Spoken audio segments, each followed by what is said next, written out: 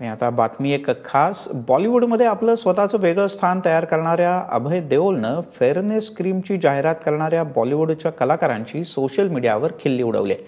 शाहरुख खान, दीपिका पडुकोन यासह Shahid Kapoor, Vidya Balan, John Abraham यांचे जाहिरातीचे फोटो टाकत थेट त्यानं हल्ला चढवलाय। फेअरनेस क्रीमच्या जाहिराती आड काळा गोरा असा रंगभेद निर्माण होतोय, त्यामुळे कलाकारांनी त्यात पडू नये असा सल्ला त्यानं दिलाय। सध्या सोशल मीडियावर अभय देओलच्या या पोस्टची मोठी चर्चा आहे।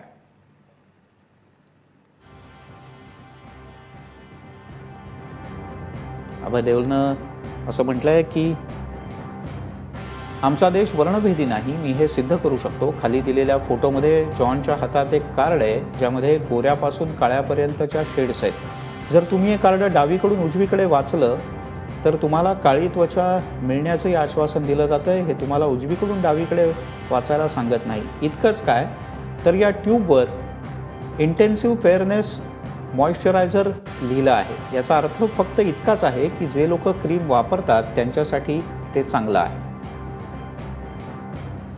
पुढे अभय देओल असं म्हणतो, या ट्यूबवर व्हाईट ब्युटी लिहिलंय। आधीच सुंदर असलेली इलियाना अधिक सुंदर दिसावी यासाठी फोटोशॉपची मदत घेतली आहे। याचा अर्थ तिची त्वचा काळी आहे असा होत नाही। शाहिद कपूरने ही जाहिरात केली आहे। त्याच्याकरता अभय देओल म्हणतो, शाहिदच्या चेहऱ्याचे 2 भाग दाखवले आहेत, एक गोरा दुसरा जाणीवपूर्वक काळा दाखवला आहे। त्यांच्याकडे प्रत्येक गोष्टीसाठी उत्तम कारण आहे। ते जे कोणी हे समजतात की आमचे सेलिब्रिटी बेजबाबदार आहेत त्यांचा निषेध।